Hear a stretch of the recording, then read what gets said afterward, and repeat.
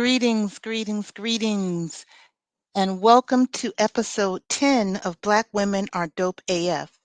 This is my storytelling series that I created to reclaim our ancestral mother's wisdom and amplify the brilliance, beauty, and power of Black women, and to remind us just how dope we are.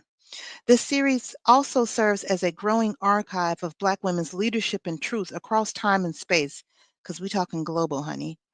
And this helps us to resist erasure, rewrite the narrative, and make sure that we stay centered in our own story. I am Barbara Ohuninifa, intuitive channel, author, and ancestral strategist. Everything I create, this series, my books, my spiritual offerings, are all in service to our healing, our remembering, our rise. In this episode, episode 10, we are honoring Anna Julia Cooper. She was born into slavery, but became a scholar, an educator, and an activist for Black women's rights. I'm going to share her story, tell you why I think she's dope, and I encourage you to do your own research, to find out more about her, to learn about her on your own, because there may be completely different reasons why you think she's dope, why she resonates with you. I'm going to just share with you what I think about why she's dope and why she's being featured in the series. And then stick around to the end and I'll share some tips and medicine for Black women today based on the wisdom that she left for us.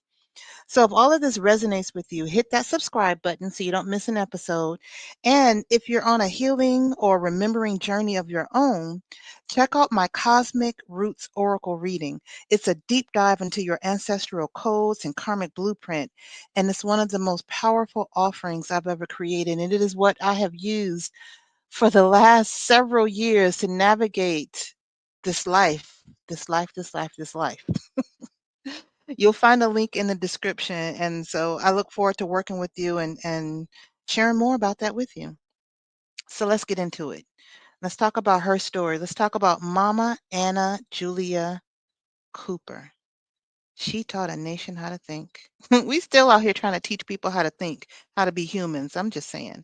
So she was born in 1858 in Raleigh, North Carolina. So that was before before slavery was abolished, before we were emancipated, and so she was born enslaved.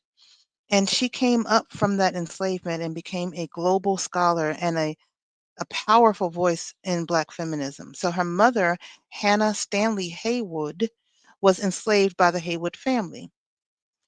Anna's father was likely Dr. Haywood, the white enslaver and physician who owned her mother. And yes, you did hear me say she was enslaved by the Haywood family. So Dr. Haywood was having his cake and eat it too, like many of the white men slave owners were doing, as well as the white women slave owners. They were having a time too. And I have to interject and kind of take these side notes to understand whatever narrative that they are. By they, I mean the people in the current 2025 United States administration, whatever narrative they are pushing about how great America used to be, understand the context of what they're referring to when they had access to everyone, all bodies, for whatever purpose that they wanted.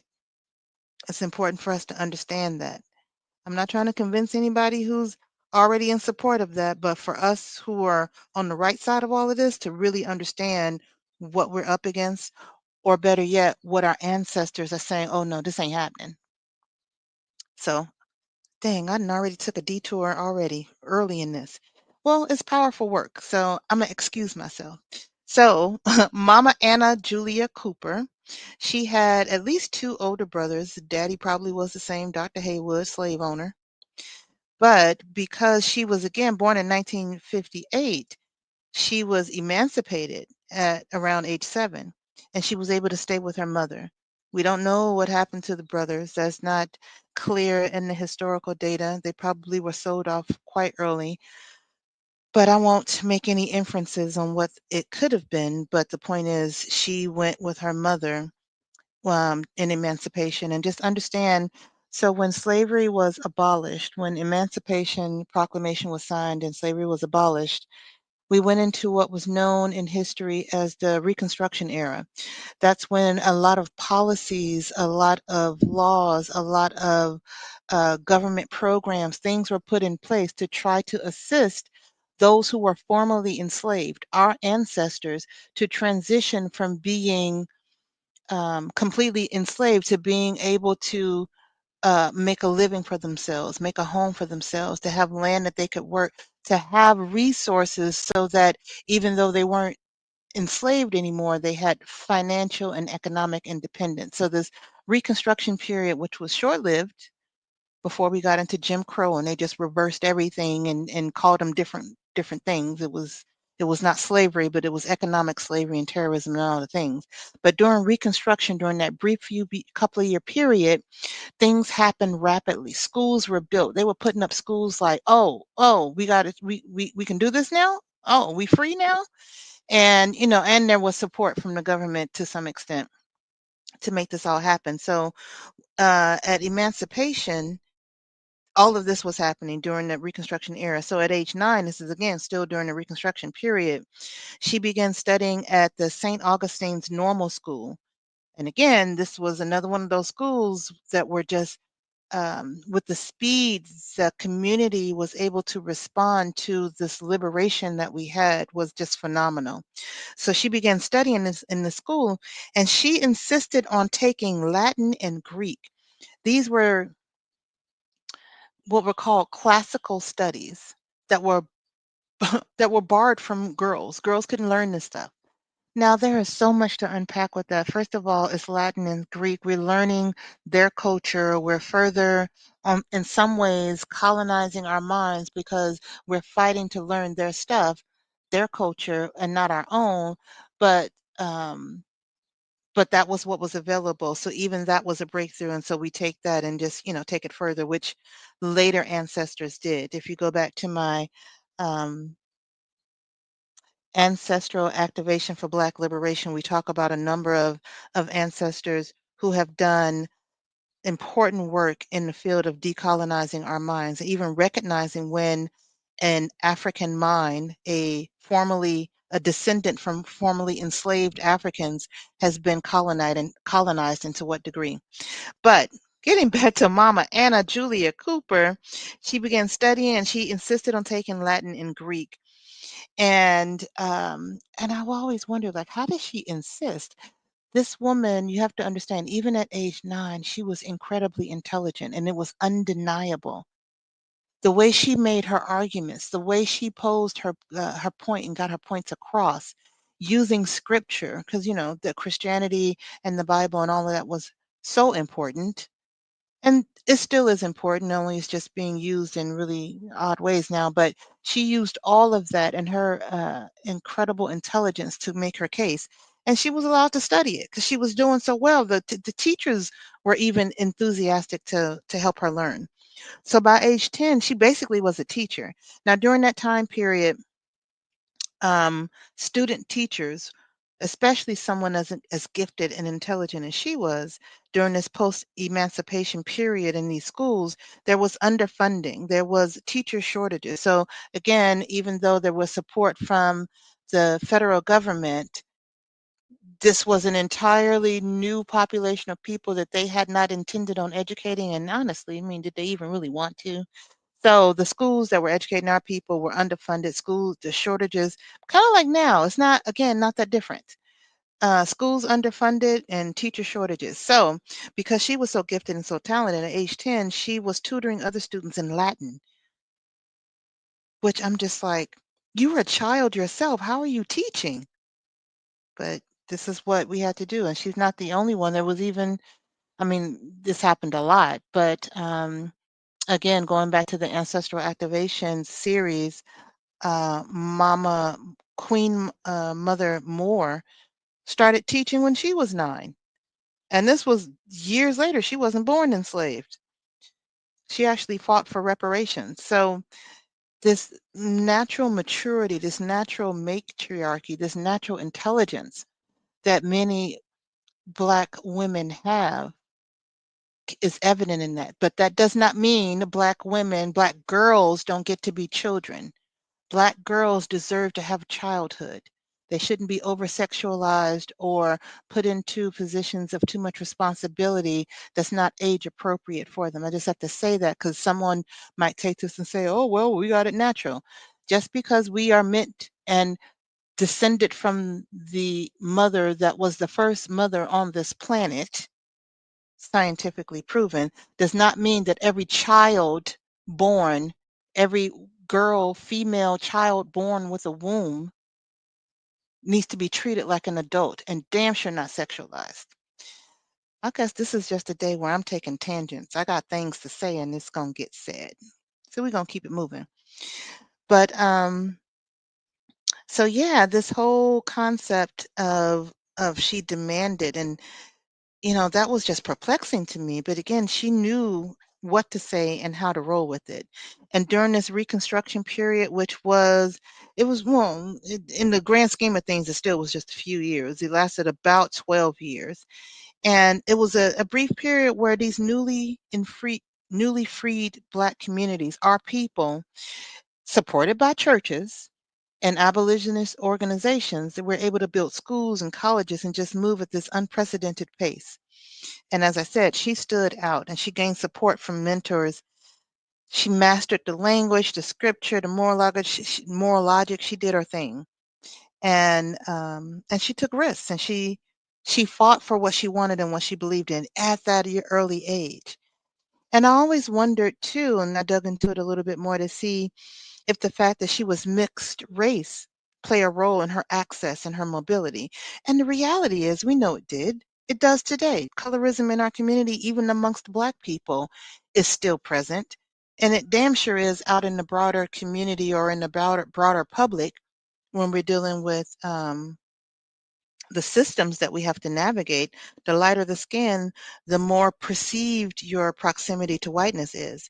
So while that was a likely a factor, it wasn't one that she highlighted and um, and used to her advantage. She never used her mixed race to assimilate.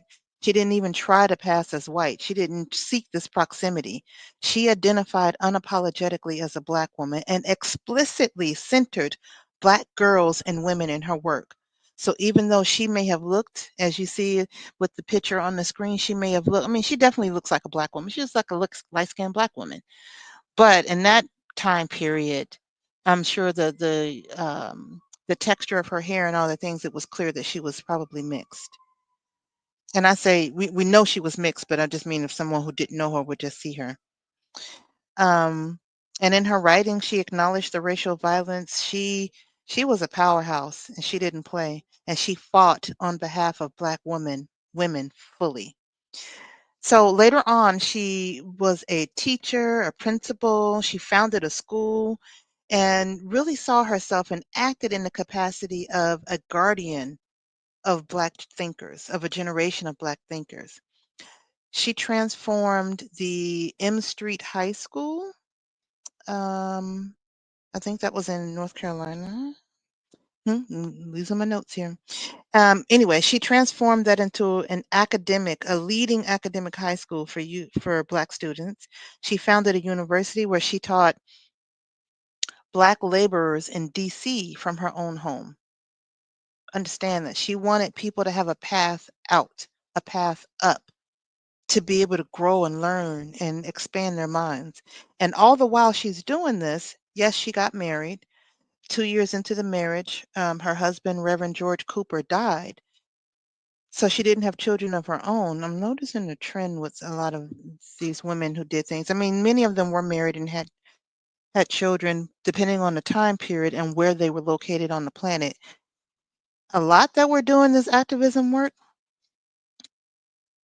patriarchy wouldn't allow both to happen. But I won't make any assumptions about her. She didn't have children, but she did raise 5 children from her deceased brother's family. So she was auntie. That was rich. I should have named this rich auntie dopeness, smart auntie dopeness, because that's what she was. And she raised them 5 children. And her story matters to us to all of us, Mama Anna Julia Cooper matters to us because she turned her scholarship, her intellect, into resistance. She turned her motherhood of those children, her brother's children, her auntie motherhood into mentorship. And she turned those classrooms into a revolution. Quoted from her book, she said, "The cause of freedom is not the cause of a race or a sect. It is the cause of humankind." This woman lived to be 105 years old. During that time period, that's amazing. She never stopped and she never softened. She was fighting for us to the last breath. And by us, I mean Black women. She didn't play about us. Do you play about you? Do you support yourself? Do you stand for yourself? And know whenever I say questions like that, that's my higher self asking me. That's my guides and my ancestors asking me. Because sometimes things come out of my mouth and I was like, ooh, I think y'all talking to me. And yeah, that might be one of them. But let's talk about why she's dope, why I think she's dope. As the architect of Black feminist intellect, I mean, that alone, I could just truth bomb that, drop the mic. That alone is why I think she's dope. But let's break it down a little bit further. She told the world that Black women are not footnotes. We are the frameworks. Understand that. We are not the footnotes. We're the frameworks. We the whole thing. We are the essence. We are the blueprint. She was quoted as having said, "Only the Black woman can say when and where I enter, the whole Negro race enters with me." Sit with that for a minute. Only a Black woman can say that. She didn't probably know because, she was studying Latin and Greek and what was available at the time, that the original woman on the planet was a Black woman. So really we could update that to say only the Black woman can say when and where I enter, the whole human race enters with me. Sit with that for a minute.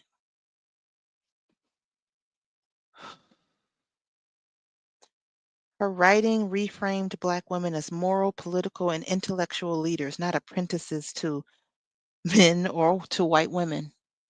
We ain't nobody's rib. We're the structure. We're the DNA. So I'm going to use that same analogy.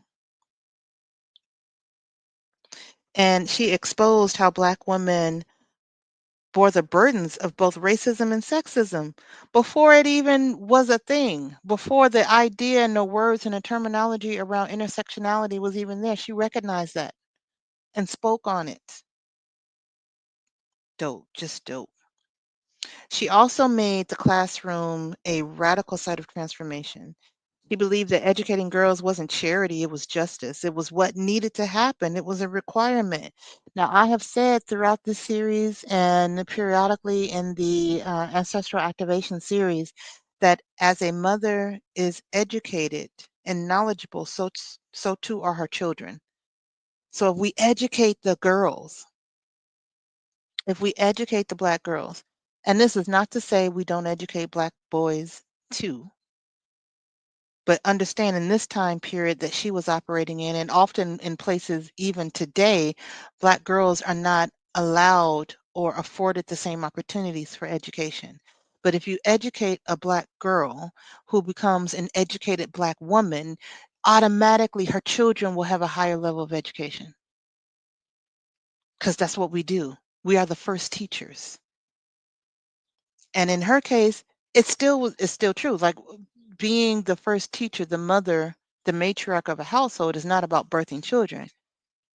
She raised her nieces and nephews. She raised her brother's children. She was their first teacher. So those children became educated off rip just because. So she believed she fought white school boards that tried to deny Black children access to college prep education, and she demanded standards, not segregation. The number of times this woman demanded something, you gotta, first of all, Man, I wish I had her full birth date and time information to really look at her astrological chart. Maybe I'll just maybe I'll just do something basic with her numerology because the way this woman was able to demand and command things, the power of her words and actually influence and get what she was. I mean, it wasn't like everything was easy for her, but when she sought to achieve something, to get something, she got it. That is just incredible to me. And she lived out her politics in practice, not performance. She didn't just survive racism and sexism. She outthought them. Others begged for access, and she said, "Okay, I'm gonna just go over here and build a new institution. I'm gonna create a school. I'm gonna create a syllabus. I'm gonna create platforms for Black intellectuals." She was teaching people. She created a university teaching people out of her house in D.C. She said, "We're not begging to be a part of your institution." She had demanded that enough when she got her degrees from, which I think I may not have mentioned that, when she got her degrees from, give me a second. She got her degrees from Oberlin College, which was an all male, uh, well, this college wasn't all male, but she got access to the all male course. That was the classical course. Then she got her master's degree in mathematics in 1887. And then at age 66, she completed her PhD at the Sorbonne in Paris. And her doctoral dissertation examined France's role in slavery and emancipation in the Caribbean.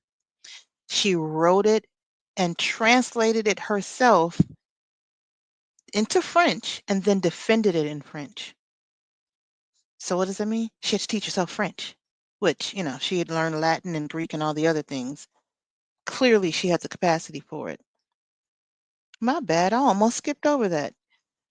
So it's important to understand this. Her education went beyond that normal school during Reconstruction. She kept going. So all of these fights that she had went through to get her own education, she was like, "We're done fighting. Now I'm gonna just build it so those who coming after me get the advantage of what I've had to already fight for, but they ain't gonna have to fight. I'm pouring into my people." Ooh, to me, that's dope. That is dope. Hmm. And finally, and again, the list of why she's dope can go on and on. I'm just trying not to make this an hour-long video. She didn't bow to the limitations that other people placed on her womanhood. After she lost her husband, she never remarried, and she raised her brother's orphan children. At the same time, was building a national educational legacy. She wrote that a woman's mission is not to crouch down in passive submission, but to stand erect and be a helper and a sharer. Now understand, helper and a sharer did not mean two men, but to humanity.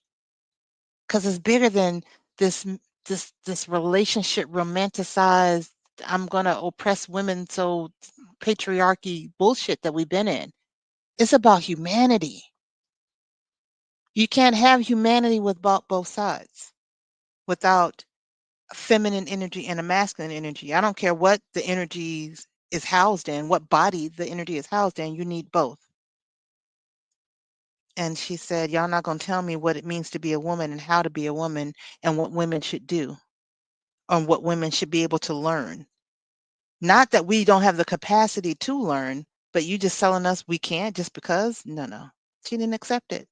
And I think that is freaking amazing. So let's talk about her wisdom and her medicine. I mean, she'd already dropped some gems all the way through here. When I do sessions like this, even the preparation for them, my gods and ancestors, they always have so much to say. That's why some of my earlier videos were so long.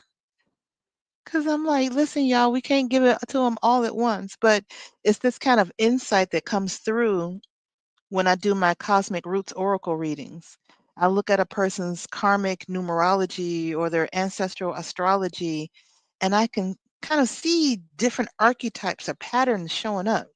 And then the folks start coming in. My folks start inviting them in, and they start coming in telling me, well, listen, they need to do this, and this might be a thing that they need to look at. It becomes a whole situation.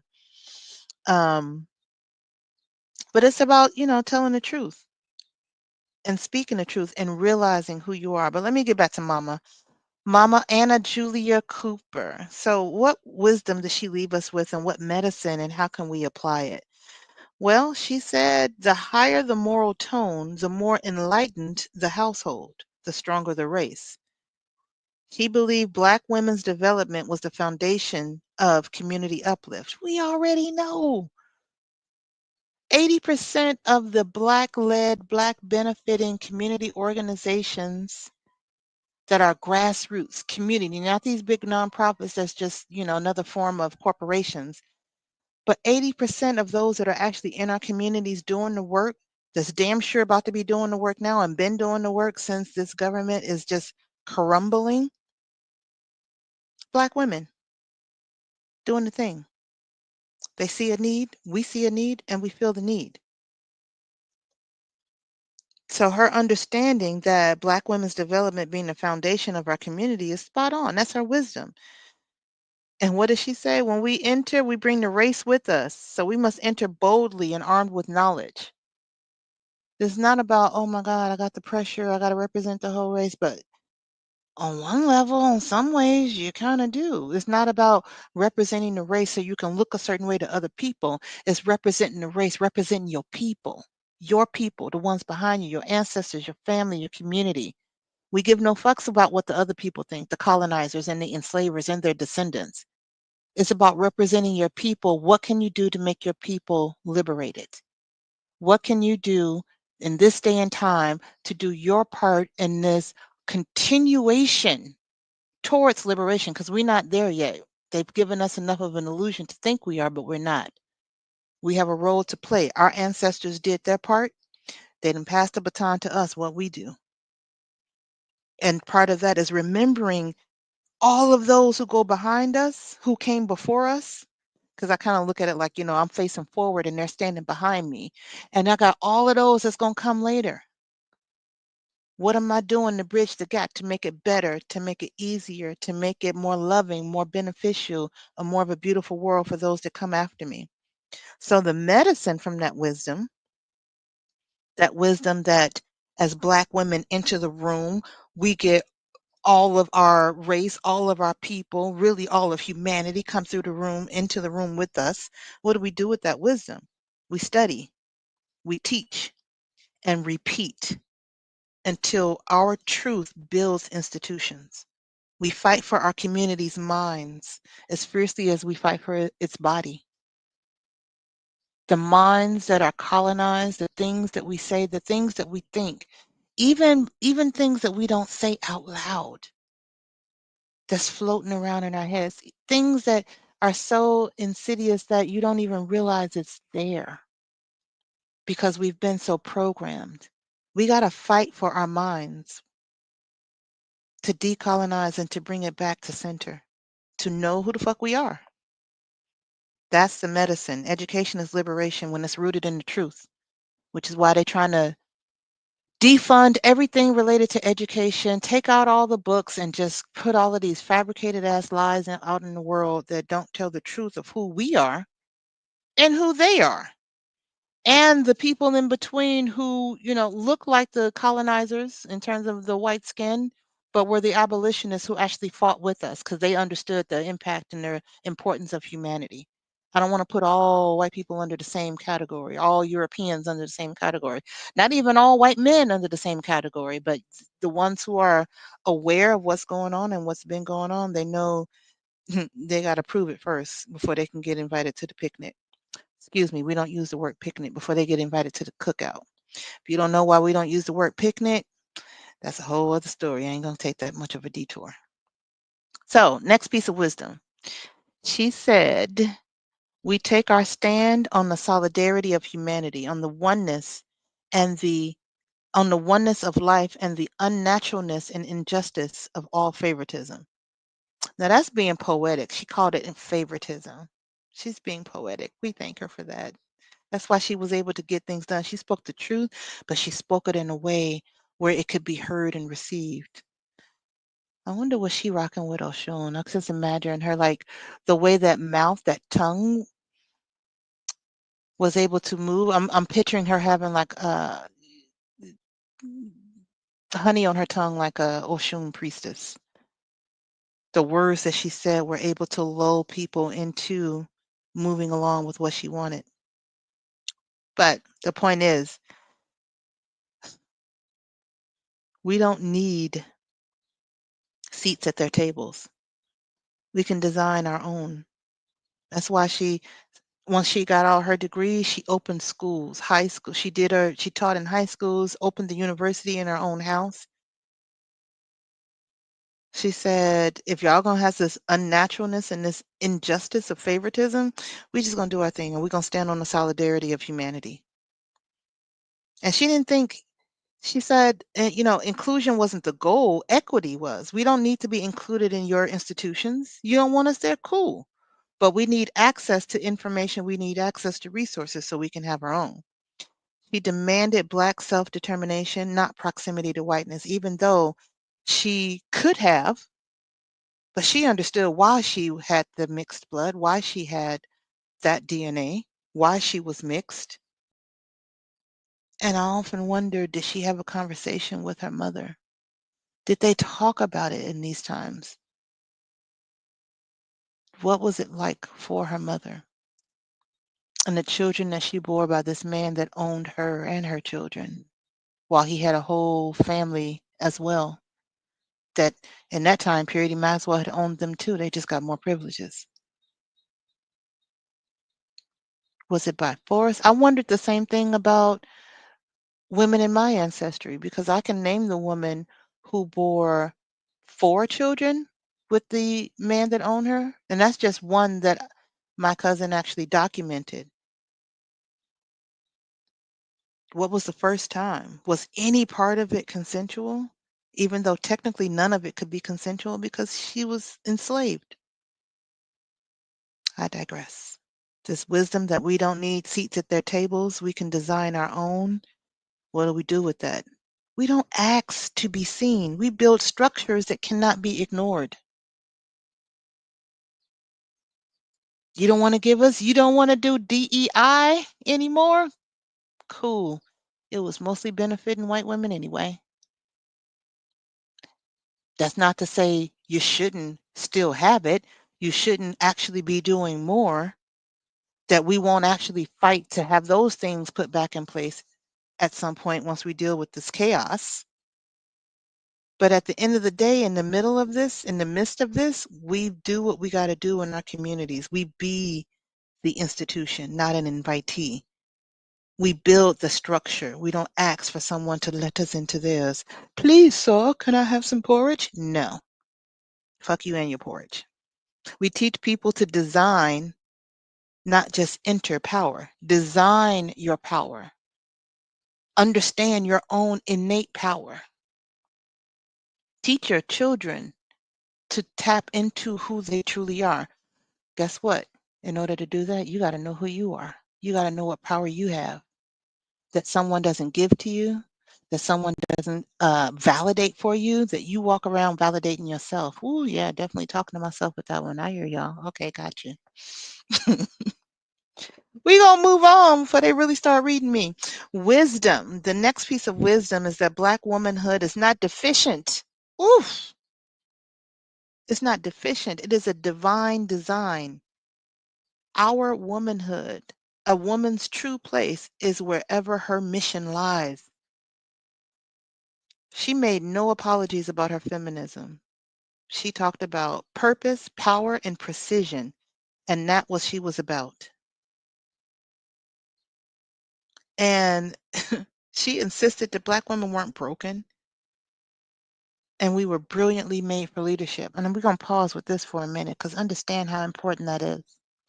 How many of us as Black women, on some levels, even though you may not ever speak it to someone, maybe you'll say it to your therapist if you have a therapist, if you have rejected the bullshit in our communities and in our religious systems that say that we don't do therapy.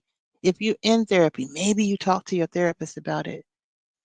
But there's oftentimes things buried so deep within us. That's why it's called shadow work. It's buried so deep within us that we ourselves don't even want to face it. It's so tender that we don't even whisper it, but it runs on repeat in the soundtrack in our minds in the background, influencing every other thing that we do think consciously, that we do speak out loud, every decision that we make. When we don't know and understand that we are divinely designed, we limit ourselves. We don't have to go anywhere and have someone else to say you're not good enough. We do it ourselves because we don't know who we are. So what Mama Anna Julia Cooper taught is that Black womanhood is divine design. There's no part of our existence, there's no part of our being that's deficient. And we are not broken. We are leaders. None of this passive. I remember a someone who was supposed to be a spiritual advisor advised me to take a back seat and let my husband at the time, I'm divorced now, you know how that turned out, but let my husband take the lead. And my question was this, and no one could answer it, but what if he's not capable of leading? Or what if, in some aspects, I'm more equipped to lead? I'm supposed to just clamp all that down so that he can have a chance? And what happens with the family in the meantime? None of these people can answer that question for me. And I'm not saying he wasn't or isn't capable of leading, but it has to be a question. You can't just automatically say, Black women or women, go sit down and let the men in your lives lead. Maybe they weren't taught to lead. But the point is, Black women are brilliantly made for leadership. We aren't broken, we aren't deficient, we are divinely designed. So, what do we do with that wisdom from Mama Anna Julia Cooper? We don't let anybody rewrite our identities so that they can feel comfortable. Whew, which is what's been happening for far too many centuries, really. Other people, men, white men, Black men, doesn't matter, whatever zone it's in, rewriting our identities so that they can feel comfortable, so that they can feel uplifted, so that they can feel powerful. No, we don't do that. The medicine is to lead from your fullest self with faith, fight, family, and flame. And give no fucks. All them F's I had to lead it. I had to come out with a F bomb. Your design is divine, honey. Lead accordingly. Say that shit with an attitude. Say that shit in the mirror. Leave yourself a voicemail. Send a voicemail to your girlfriend. Chick, listen, sis, your design is divine. Lead accordingly. You know what it is. You heard? Okay. All right. I'm being silly now. But for real, take a deep breath, y'all.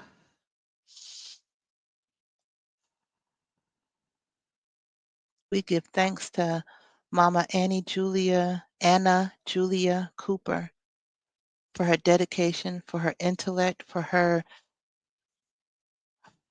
tenacity to not only educate herself, to educate her nieces and nephews, but to educate her community, to educate her people. We give thanks for reminding Black women how dope we are, that our dopeness includes scholarly dopeness. Take another deep breath.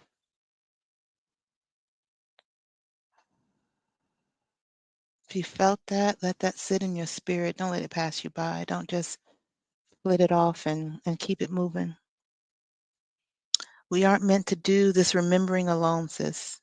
If you want to go deeper, book a Cosmic Roots Oracle reading with me. It's like our collective ancestral mothers, your direct ancestors, and your own higher self, all sitting down at the table with you.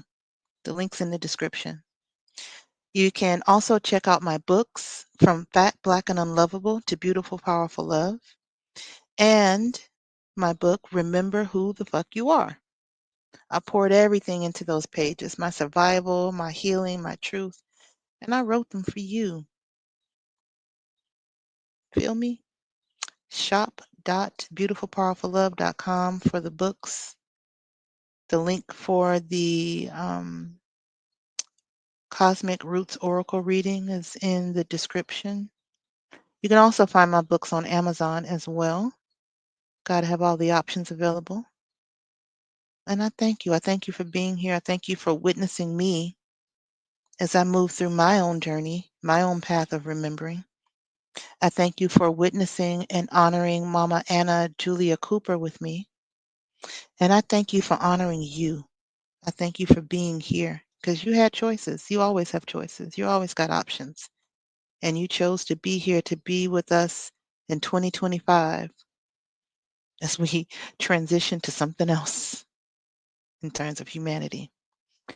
So, with that, subscribe, share this with other dope Black women, and keep showing up like your soul planned this because you know what? She did. And as always, until next time, take good care of you.